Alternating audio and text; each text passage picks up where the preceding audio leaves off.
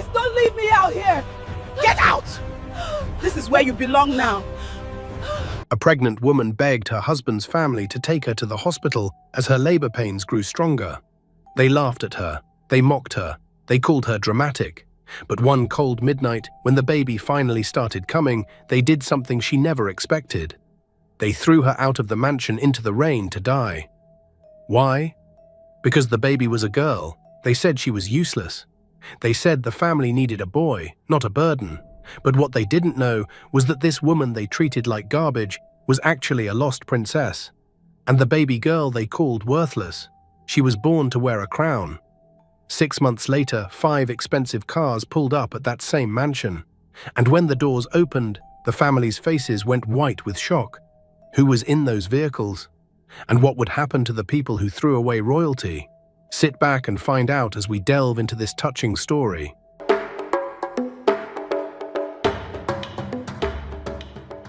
The labor pains started just after midnight. Sarah gripped the edge of the kitchen counter, her breath catching in her throat. The mansion was silent around her, cold, empty, the kind of silence that made her feel like she was drowning in her own fear. "Marcus," she called out weakly. Her voice barely carried past the kitchen door. "Marcus, please, the baby. She's coming." No answer. Sarah pressed her hand against her swollen belly and took small, shaking steps toward the stairs. Each contraction felt like fire spreading through her body. She stopped halfway across the marble floor, leaning against the wall, trying to breathe through the pain. Her forehead was wet with sweat. Her legs trembled. "Marcus," she called again, louder this time. Her voice cracked. "Please, I need you." Still nothing. She climbed the stairs slowly, one hand on the railing, the other on her stomach. Each step felt like climbing a mountain. When she reached the bedroom, she pushed the door open. Marcus was sitting on the edge of the bed, his phone in his hand. The light from the screen lit up his face in the darkness. He didn't even look up. "Marcus," Sarah whispered, her voice desperate. "The baby.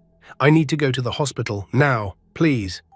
He glanced at her for 1 second. His face showed nothing, no worry, no care, just irritation, like she was interrupting something important. "Again?" he asked flatly. "You've been saying that for 3 days, Sarah." "This time it's real," she said, her voice shaking. Tears were already forming in her eyes. "Please, I can't do this alone. The contractions are getting closer. She's coming." Marcus stood up slowly. He straightened his shirt and ran his hand through his hair. Then he looked at her from head to toe, the way someone looks at something broken that they no longer want to fix. The way someone looks at trash. "Where is my mother?" he asked, his voice cold. I don't know," Sarah said, another contraction hitting her. She bent forward, gripping her stomach. "Please, Marcus, we need to go. We need to go now." He walked past her without touching her. His shoulder brushed hers as he left the room. Sarah stood there for a moment, tears stinging her eyes. She felt like her heart was being squeezed by an invisible hand. Then another contraction hit, stronger this time, and she doubled over, gripping the doorframe with both hands. "Please," she whispered to the empty room. "Please, God, help me." Downstairs, she heard voices, sharp, loud, familiar, the voices that had made her life a living nightmare for the past year. Marcus's mother. Sarah forced herself to move. She walked slowly down the stairs, holding the railing tightly. Her whole body was shaking now. When she reached the bottom, she saw them. Marcus, his mother, Victoria, his father, Richard, his sister, Diane. All of them were standing in the living room, like they were having a casual evening chat, staring at her like she was an intruder in their home. "She's in labor," Marcus said, his tone flat and bored, like he was reporting the weather. Victoria's eyes narrowed. She crossed her arms and tilted her head slightly, studying Sarah like she was inspecting a stain on expensive fabric. Her lips curled into something that was almost a smile, but not quite. "How do you know it's labor?" Victoria asked coldly. Sarah blinked. "What?" "I said," Victoria repeated slowly, her voice dripping with contempt. "How do you know it's labor? You've been dramatic for weeks. Every little pain, you cry. Every little ache, you complain. Every single day, it's something new. Maybe you're just hungry. Maybe you're just tired. Maybe you're just being your usual weak self." Sarah's mouth opened, but no words came out. She looked at Marcus. He looked away, his jaw tight. "Please," Sarah whispered, her voice breaking. "I need help. The baby is coming. I can feel it. Something is wrong. Please." Victoria stepped forward. Her heels clicked sharply on the marble floor. Each click felt like a hammer hitting Sarah's chest. She stopped a few feet away from Sarah, close enough that Sarah could smell her expensive perfume. It made her stomach turn. "Let me ask you something," Victoria said softly, her voice like poisoned honey. "What did the doctor say the baby is?" Sarah swallowed hard. Her throat felt like sandpaper. "A girl." The room went still, completely still. The air felt heavy, thick, suffocating. Victoria's face hardened, her lips pressed into a thin line. Richard shifted on his feet but said nothing. Diane smirked and looked down at her nails, examining them like they were the most interesting thing in the world. "A girl," Victoria repeated slowly. Her voice was ice, pure ice. "Yes," Sarah said quietly. "A baby girl." Victoria turned to Marcus. "Did you hear that? A girl. After all this time, after everything we've given her, after we took her into this family, after we fed her and housed her and treated her like she was somebody, she's giving you a girl." Marcus said nothing. He just stood there, his hands in his pockets, staring at the floor. Sarah's legs felt weak. Another contraction came, stronger this time, more painful. She bent forward, gasping for air. Her vision blurred. She thought she might fall. "Please," she begged, her voice barely a whisper. "Please, I need to go to the hospital. I need help. The baby needs help." Victoria laughed. It was short and bitter and cruel. "You want us to take you to the hospital? For what? To birth a useless girl? To waste our money on someone who will bring us nothing? To shame this family with weakness?" "She's not useless," Sarah said, tears streaming down her face. "She's your granddaughter. She's your blood. She's a human being." "She's nothing," Victoria snapped, her voice rising. "This family needs a boy, an heir, a strong son who will carry on our name. Not some weak, worthless girl who will carry another man's name one day. Not some burden who will cost us money and bring us shame." Sarah looked at Marcus again. Her eyes pleaded with him. Her whole body shook. "Marcus, please," Sarah whispered. "Say something. Stand up for me. Stand up for your daughter. Please." He finally looked at her. His gaze was cold, empty, dead. "My mother is right," he said quietly. "We needed a son." The words hit Sarah like a physical blow. She staggered back, her hand pressed against the wall for support. She felt like someone had just punched her in the chest. You agree with her?" Sarah asked, her voice breaking into pieces. "You agree that our daughter is worthless?" "Yes," Marcus said simply. No emotion, no feeling, just cold, hard truth. "I do." Victoria stepped closer to Sarah. Her eyes were filled with hatred. "You have disappointed this family. You had one job, one simple job, and you failed. You failed spectacularly." "I didn't choose the baby's gender," Sarah said, her voice shaking with anger now. "That's not how it works. That's not how biology works. I can't control—" "I don't care how it works," Victoria hissed, cutting her off. "All I know is that you're carrying a girl, and this family has no use for her, no use for either of you." Another contraction ripped through Sarah's body. This one was different, stronger, more urgent. She cried out, a sound that was half scream, half sob. She doubled over, her knees buckled. She fell to the floor, her hands pressed against the cold marble. The impact sent pain shooting through her knees. "Help me," she gasped, looking up at them through her tears. "Please, someone help me. I'm begging you. I'm dying. The baby is dying." No one moved. Sarah looked up at them through her tears, her vision blurry. Marcus stood there, hands still in his pockets, face blank. Victoria watched with her arms crossed, her face cold and unmoved, like she was watching a mildly interesting television show. Richard turned his head away, unable to meet her eyes. Diane smiled, actually smiled, like she was enjoying the show. "Get out," Victoria said. Her voice was calm, final, like she was ordering a servant to clean a room. Sarah blinked. "What?" "I said get out," Victoria repeated, louder this time, her voice echoing through the mansion. "Get out of this house. You and that useless thing in your belly. We don't want you here. We never wanted you here. You were a mistake from the beginning." You can't mean that," Sarah whispered, her voice barely audible. "I mean every single word," Victoria said, her eyes boring into Sarah's. She turned to Marcus. "Tell her, Marcus. Tell her what we discussed." Marcus looked at Sarah. For one brief second, something flickered in his eyes. Guilt, maybe, or regret. Then it was gone, replaced by cold indifference. "Leave," he said quietly. Sarah stared at him, her husband, the man she had loved, the man she had given everything to. "Marcus, I'm your wife. This is your child, your daughter, your blood. I don't want her," he said. His voice was flat, final, like he was declining an offer for coffee. "I don't want either of you." The words shattered something inside Sarah, something that could never be put back together. She tried to stand, but her legs wouldn't hold her. Another contraction came, and she screamed. The pain was unbearable now. She felt like her body was tearing apart from the inside. "Please," she sobbed, her whole body shaking. "Please, I can't do this alone. I'm going to die. We're going to die. Please don't do this." "Then die somewhere else," Victoria said coldly, without even a flicker of emotion. "Not in my house. Not on my floor, not where I have to see it." Richard finally spoke. His voice was low and tired and ashamed.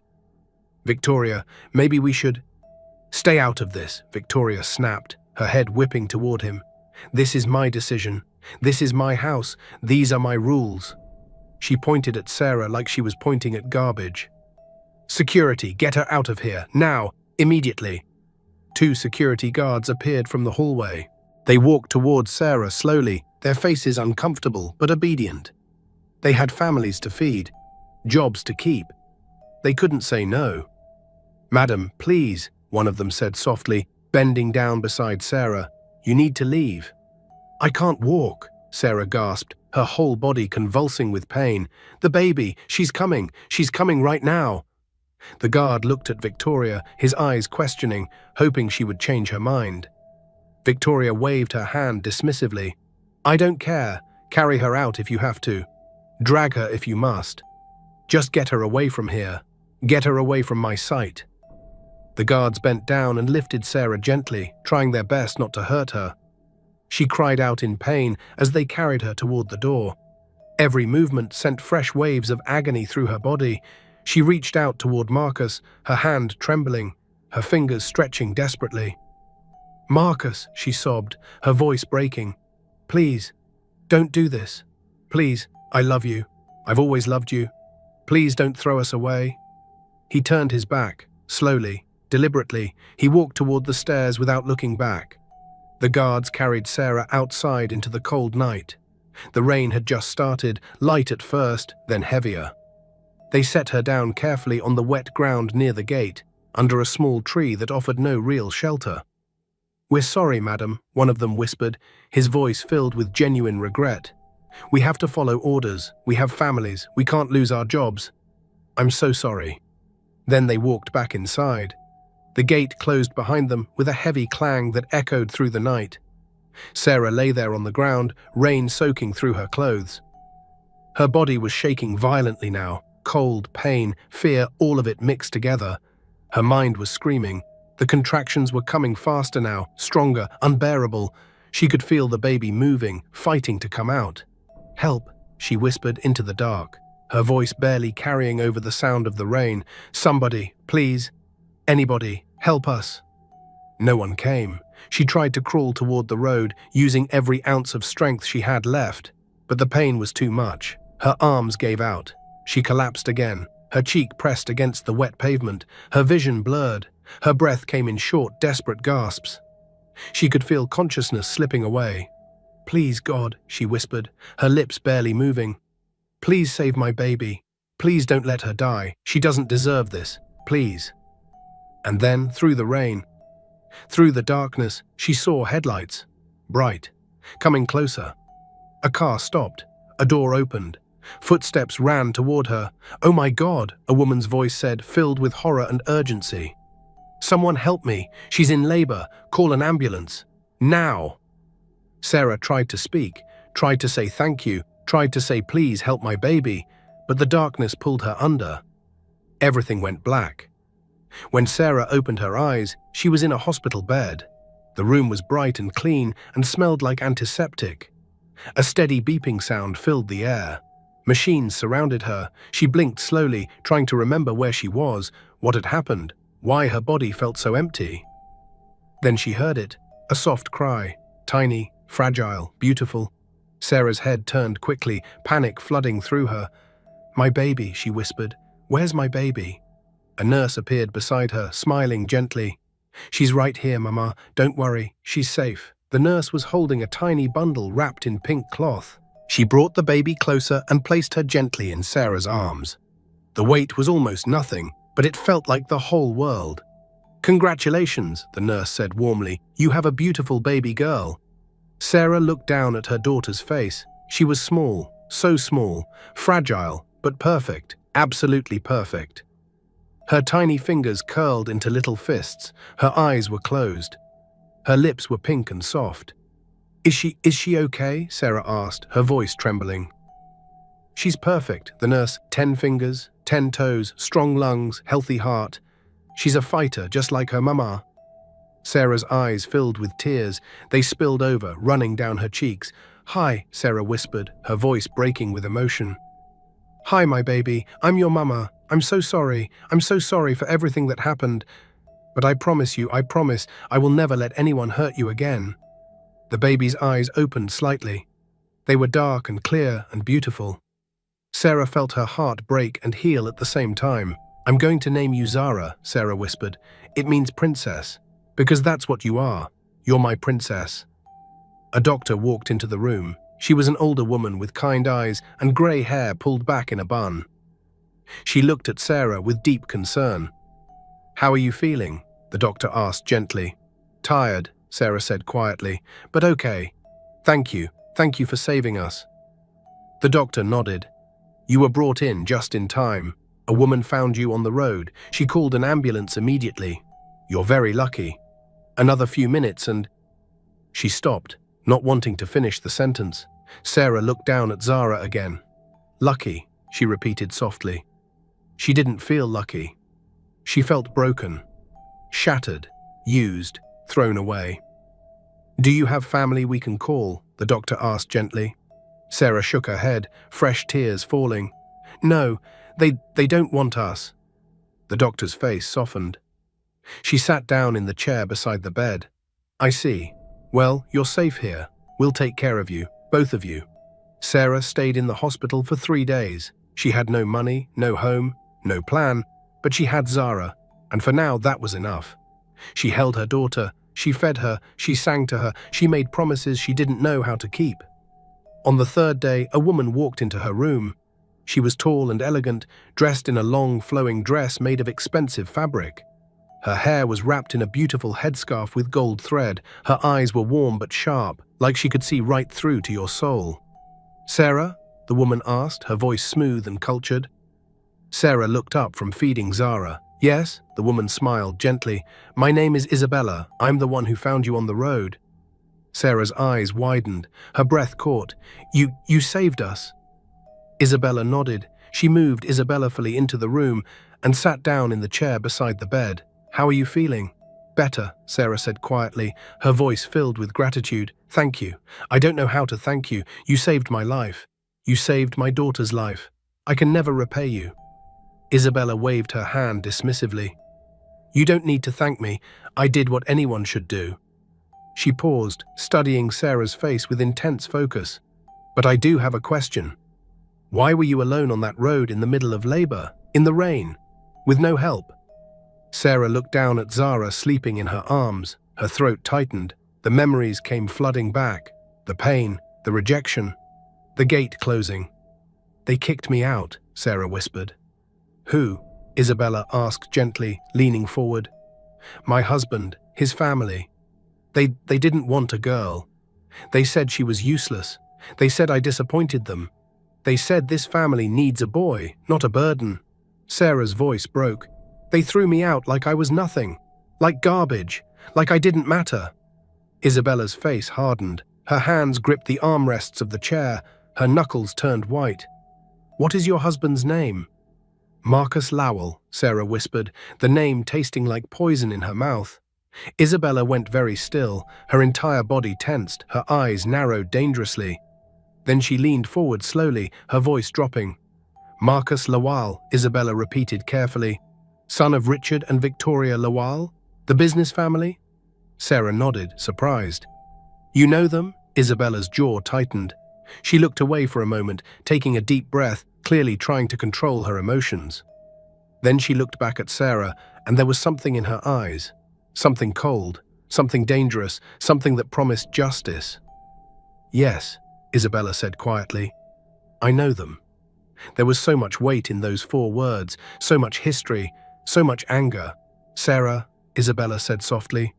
Look at me. Sarah looked up, confused by the intensity in Isabella's voice. Isabella reached into her bag and pulled out a small photograph. It was old, the edges worn. She handed it to Sarah carefully, watching her face. Do you recognize this woman? Isabella asked. Sarah stared at the photograph. It was old, faded, yellowed with time, but the face was clear. A young woman with soft eyes and a gentle smile. High cheekbones, full lips, dark, beautiful skin. She looked familiar. Very familiar. Almost like looking in a mirror. She looks like me, Sarah whispered, her voice filled with wonder and confusion. Yes, Isabella said quietly, her eyes never leaving Sarah's face. She does. Sarah looked up, her heart starting to beat faster. Who is she? Isabella took a slow breath, her hands folded in her lap. Her name was Queen Amara. She was the princess of our kingdom, the Adeyemi kingdom. 26 years ago, she disappeared. She was stolen as a baby from the palace. Someone betrayed us, took her, and vanished into the night. We searched for her for years. We used every resource we had. We never found her. She grew up not knowing who she was, not knowing her heritage, not knowing she was royalty. Sarah's heart started to beat faster. Her hands trembled. Why are you telling me this? Isabella leaned closer. Her voice was low and steady and absolutely certain. Because, Sarah, you are her daughter. You are the granddaughter of King Solomon. You are royalty. You are a princess. The words hung in the air like smoke, like magic, like impossibility.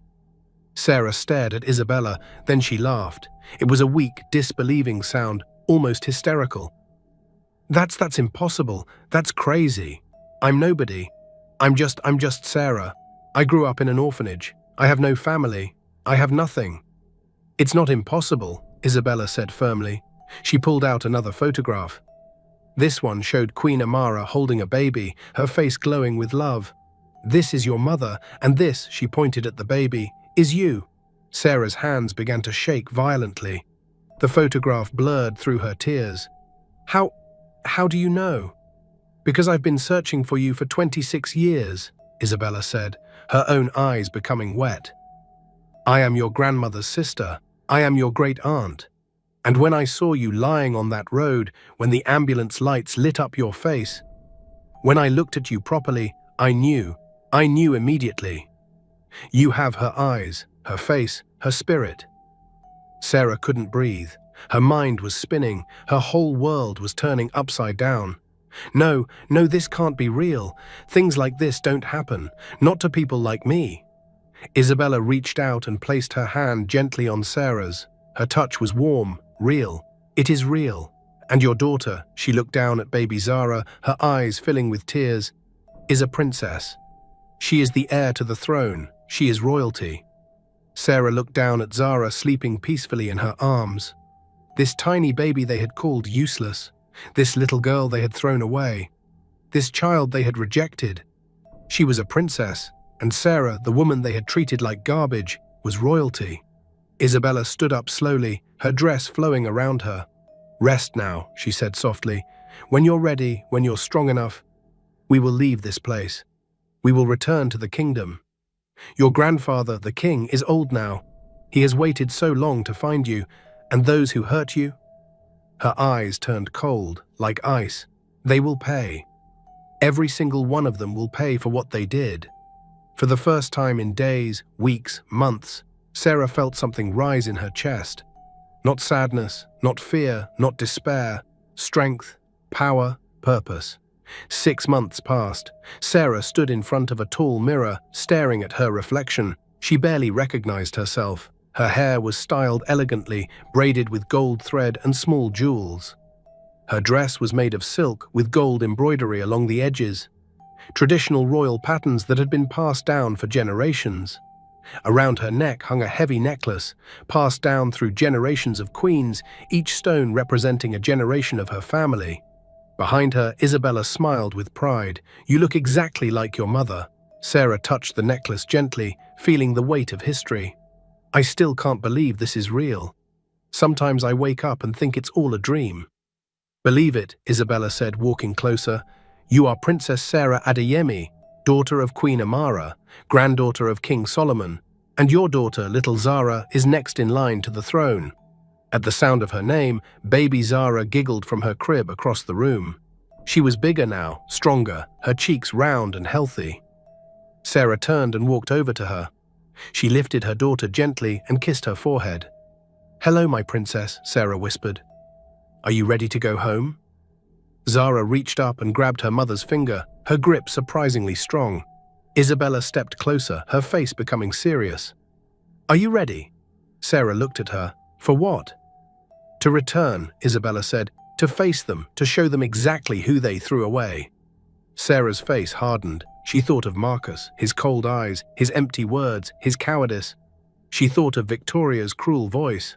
The rain, the pain, the gate closing, the feeling of being nothing.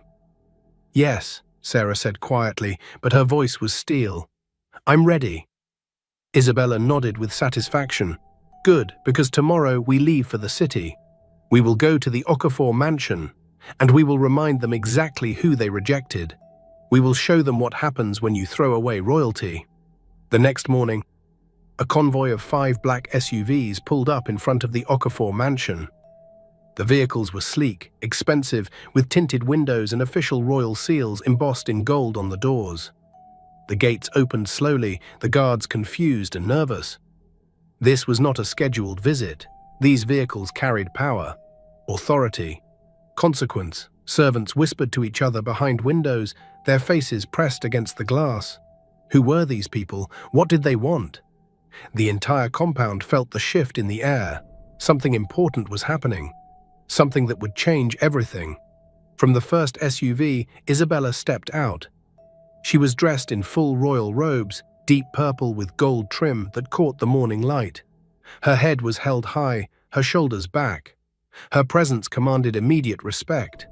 She looked like what she was, someone who stood beside kings, someone who had never bowed to anyone in her life. Behind her, the second door opened. Sarah stepped out slowly, deliberately. She wore a long, elegant gown in royal blue, the color of the Adeyemi royal family. The fabric flowed like water around her. Her hair was wrapped in gold cloth, styled in the traditional royal manner. On her hip, she carried baby Zara, who was dressed in a tiny white gown with delicate gold embroidery.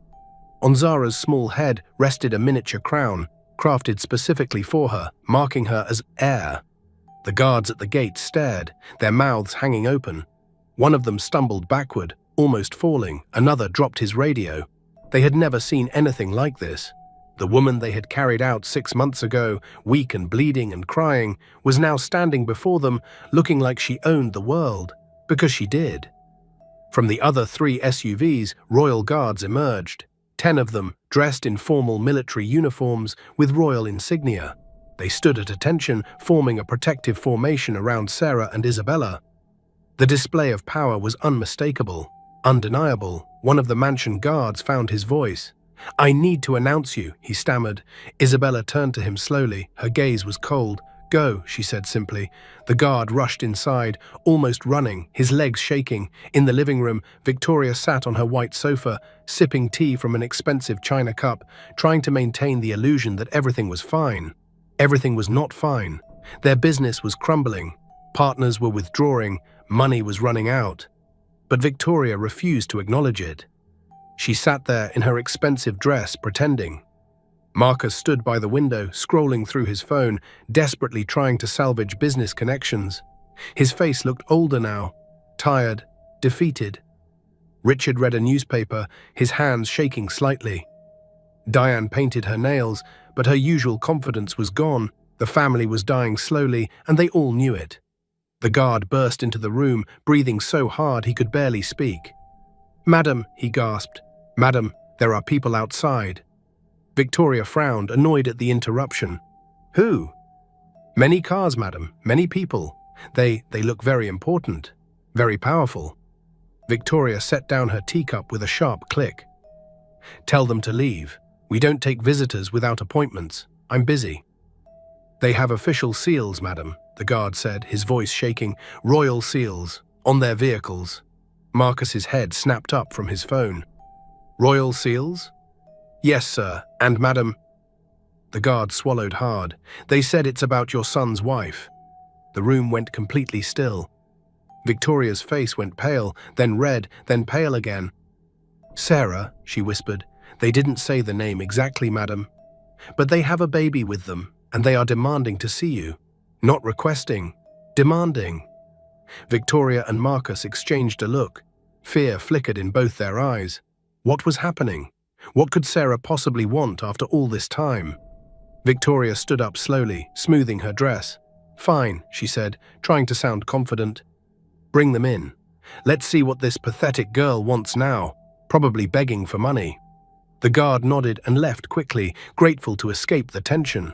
A few moments later, the double doors to the living room opened wide.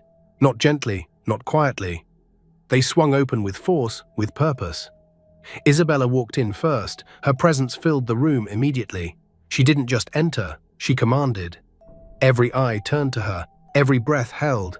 She moved with the confidence of someone who had never bowed to anyone, someone who commanded armies, someone who stood beside kings and made decisions that affected thousands of lives. Behind her, Sarah walked in slowly, each step measured and deliberate. Her chin was high, her shoulders were back. Her eyes were clear and cold and absolutely fearless. She looked directly at Marcus, not flinching, not looking away, not showing even a flicker of the pain he had caused her. Victoria stood up, her mouth already opening to speak something cruel, something cutting. But before she could say a word, Isabella raised one hand. "Silence," Isabella said. Her voice was not loud, but it carried absolute authority. Victoria's mouth snapped shut, shocked into compliance. Isabella smiled, but it didn't reach her eyes. It was the smile of a predator who had cornered its prey. "My name is Isabella Adeyemi, royal advisor to the throne of the Adeyemi kingdom, senior counsel to King Solomon III, guardian of the royal lineage." Victoria blinked rapidly. "Royal advisor?" "Yes," Isabella said calmly, her voice smooth as silk and sharp as a blade. She gestured to Sarah with visible respect and reverence. "And this is Princess Sarah Adeyemi, daughter of the late Queen Amara, granddaughter of His Majesty King Solomon III, direct heir to the Adeyemi throne, member of the royal family for 26 generations." The room went completely silent. Not even breathing could be heard. Time itself seemed to stop. Marcus stared at Sarah like he was seeing a ghost. His mouth opened slightly, but no sound came out. His phone slipped from his hand and clattered loudly on the marble floor. Richard dropped his newspaper, the pages scattering everywhere. Diane's nail polish bottle fell from her hand, spilling bright red polish across the white floor like blood. Victoria's face went through several colors, pale white, then grey, then an almost greenish tint. Her hands began to shake. "Princess," Victoria finally managed to choke out. Her voice was barely audible. "Is this some kind of joke? Some kind of elaborate scam?" "It's not," Isabella said, her voice cutting through the air like ice. She pulled out an official document, thick and bound in leather, with a golden royal seal embossed on the cover. She walked forward and placed it on the coffee table with deliberate force. The sound echoed through the room. "This is a verified lineage document, signed and sealed by His Majesty King Solomon himself, verified through DNA testing conducted by 3 independent international laboratories, confirmed by the Royal Council of Elders, authenticated by the National Registry. Sarah is the lost princess. Her mother, Queen Amara, was stolen as an infant from the palace 27 years ago. Sarah was raised in hiding in an orphanage, completely unaware of her true identity. Isabella paused, letting the words sink in. Until now. Victoria picked up the document with trembling hands. Her fingers left marks on the leather. Her eyes scanned the first page, then the second, then the third. Each page made her face lose more color. Her hands shook so badly she could barely hold the document. This can't be real," she whispered, her voice breaking. All her confidence, all her cruelty, all her power, it was crumbling right before everyone's eyes. "It is," Isabella said coldly. "Every word, every seal, every signature, all verified, all official, all legal. Sarah is royalty. She always has been. You simply didn't know it." Isabella then turned to baby Zara, who Sarah still held on her hip. "And this precious child," Isabella said, her voice softening for just a moment, "is Princess Zara, firstborn daughter of Princess Sarah, next in line to the throne, the future queen of the Adeyemi kingdom." Victoria's eyes locked onto Zara, the same baby she had called useless, the same baby she had said was worthless, the same baby she had called a burden and a shame, the same baby she had ordered thrown into the rain to die. That baby was wearing a crown.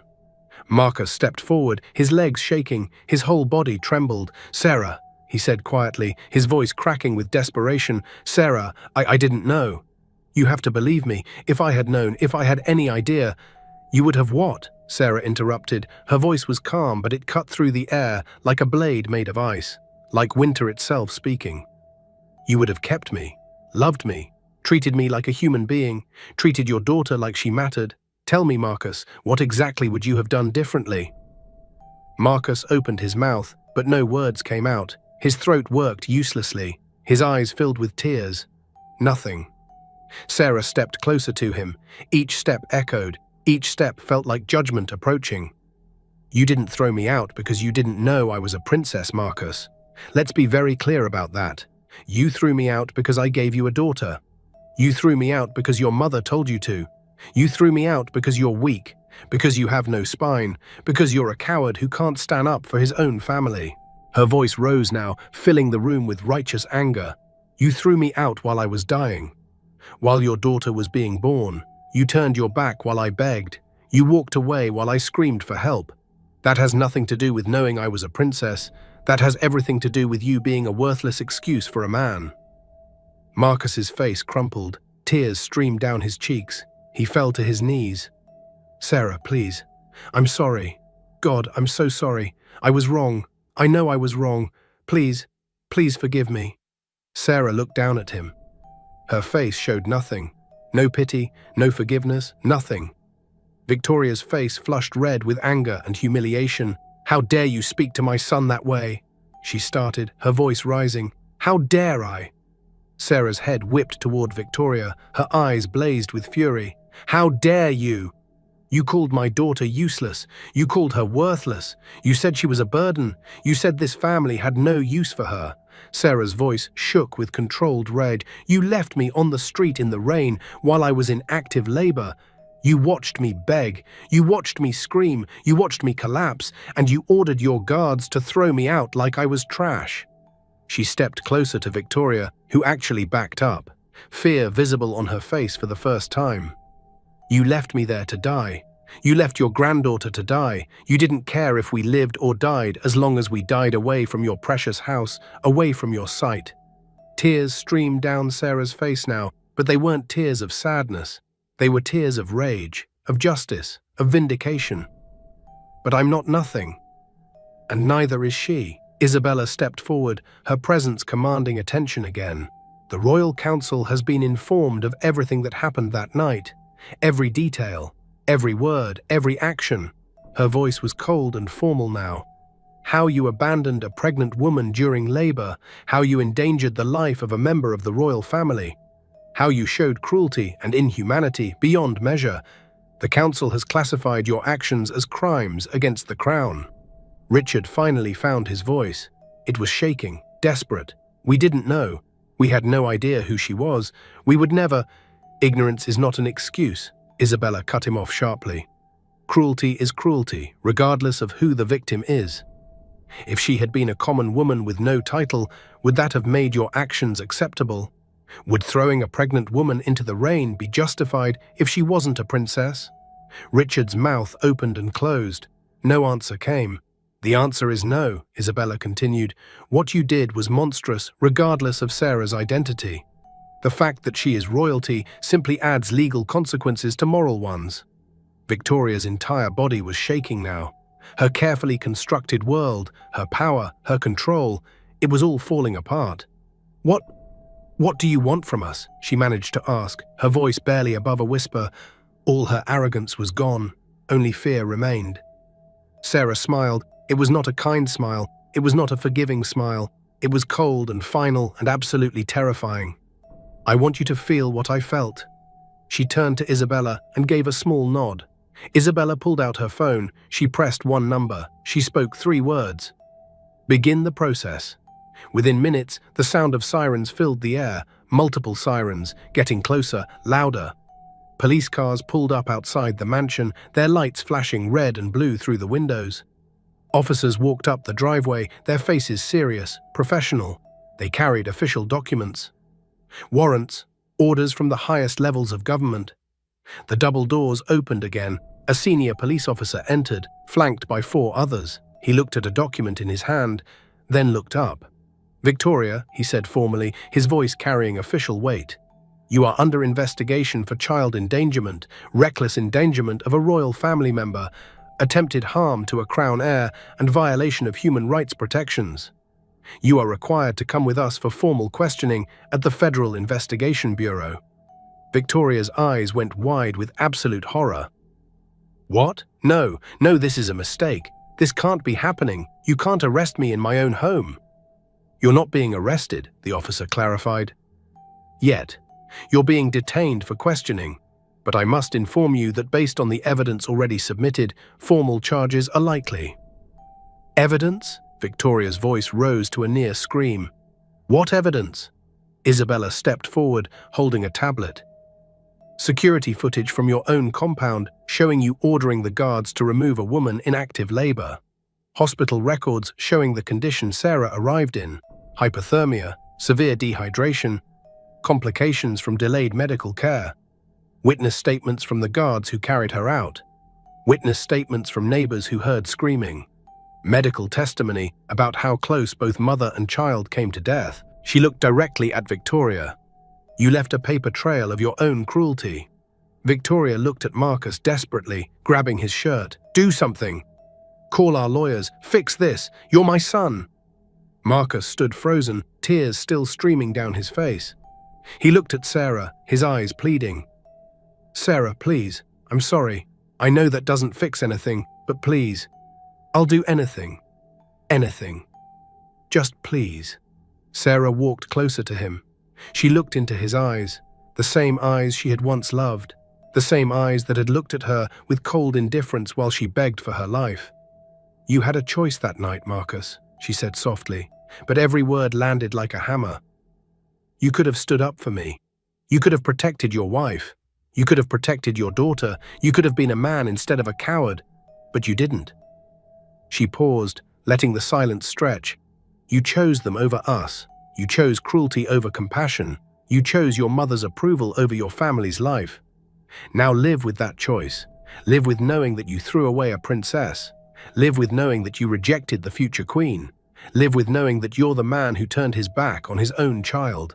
Marcus's face crumpled completely. He sobbed openly now, his whole body shaking. Sarah turned away from him. She walked toward the door, Isabella beside her, the royal guards forming a protective circle. Baby Zara yawned softly in her mother's arms, completely peaceful, completely unaware of the justice being served in her name. As they reached the exit, Sarah stopped. She turned back one final time. The entire family was frozen, watching her. Marcus on his knees, Victoria being led away by police officers, Richard sitting in shock, Diane staring at the floor. By the way, Sarah said, her voice carrying clearly through the room, my lawyers will be delivering divorce papers within the week. I'm taking back my family name, my real name, the name I should have always had, Adeyemi. She adjusted Zara on her hip. My daughter will grow up in a palace. She will grow up surrounded by love. She will grow up knowing exactly who she is. She will be educated by the finest teachers. She will be trained to lead. She will want for nothing." Sarah's voice grew stronger. "She will never feel unwanted. She will never feel worthless. She will never know what it means to be rejected because she's a girl." She looked directly at Victoria, who was being handcuffed now. "Because she is Princess Zara Adeyemi, heir to the throne, future queen, and I will spend every single day of my life making sure she never forgets her worth." Sarah's eyes swept across the family one last time. "You had royalty in your house, you had a future queen in your family, and you threw us away like garbage." She smiled coldly. "I hope it was worth it." With that final statement hanging in the air like a curse, like a judgment that would follow them forever, Sarah walked out of the mansion. The doors closed behind her with a sound like thunder, like finality, like the end of one story and the beginning of another. The royal guards opened the SUV doors. Sarah climbed in carefully, protecting Zara. Isabella sat beside her. As the convoy pulled away from the mansion, Sarah looked down at her daughter. "We're going home," she whispered, kissing Zara's forehead, "to a place where you will be loved, where you will be celebrated, where you will be protected, where you will be safe, where you will know your worth from the moment you wake up until the moment you sleep." Zara smiled up at her mother, her tiny hand wrapped around Sarah's finger, and for the first time in a long, long time, Sarah smiled back. A real smile, a genuine smile, a smile of peace and power and absolute victory. Behind them, the mansion grew smaller and smaller until it disappeared completely, and Sarah never looked back again. Months later, the family business completely collapsed. Royal contracts were pulled without explanation or possibility of appeal. Business partners withdrew, not wanting any association with the scandal. Banks refused loans. Investors pulled all funding. Their name, once powerful and feared, became a symbol of cruelty and rejection. Victoria was formally charged and stood trial. Though she avoided prison due to expensive lawyers finding legal technicalities, her reputation was destroyed forever. She became known as the woman who threw away a princess. Everywhere she went, people whispered, pointed, judged. Marcus tried to reach out to Sarah hundreds of times. He sent letters, he sent emails. He tried to call. He showed up at the palace gates. Every message went unanswered. Every call went ignored. Every letter was returned unopened. The guards at the palace gate turned him away every single time. Sarah and Zara lived in the royal palace now. The palace was magnificent, filled with light and music and laughter and love, surrounded by family who celebrated them, surrounded by people who bowed to them not out of fear, but out of genuine respect and love. Zara grew strong and bright and confident. Her laughter filled the palace halls. She learned to walk early, running through the palace gardens chasing butterflies. She learned to talk, calling Sarah Mama and calling King Solomon Grandpa King. She was loved by everyone who met her, adored by the entire kingdom. And Sarah, the woman who was once thrown away like garbage, now sat at royal councils making decisions that affected thousands of lives. She created programs to help abandoned mothers. She built shelters for pregnant women with nowhere to go. She made sure no one else would ever suffer what she had suffered. She used her voice. She used her power. She used her pain to create change. One evening, as Sarah rocked Zara to sleep in the royal nursery, Isabella came into the room. The older woman's face was serious. "They have requested an audience with you," Isabella said quietly. "Again." Sarah looked up, her hand still stroking Zara's soft hair. "What do they want this time?" "Forgiveness," Isabella said. "Marcus is begging. He says he's changed. He says he wants to meet his daughter." Sarah was quiet for a long moment. She looked down at her sleeping daughter, then she shook her head slowly but firmly. "No," Isabella nodded. "I thought you would say that." "They didn't ask for forgiveness when I was on the ground begging for my life," Sarah said softly, but her voice was absolutely firm. "They didn't care when I was suffering. They didn't care when I was dying. They didn't care about their granddaughter when she was being born in the rain." She looked up at Isabella. "They only care now because I have power, because I have status, because I'm not the nobody they thought they could throw away and forget." She looked back down at Zara, her heart swelling with fierce protective love. Let them live with their choices, just like I've learned to live with mine. They chose cruelty. Now they can taste the consequences. Isabella smiled with approval and pride. You are truly your mother's daughter. Sarah kissed Zara's forehead gently, breathing in her sweet baby smell. And she is mine.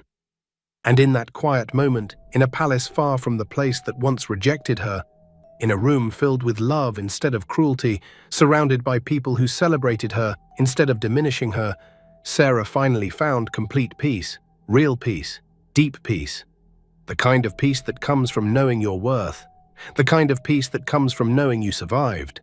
The kind of peace that comes from knowing you won. The kind of peace that comes from knowing that the people who tried to destroy you actually set you free.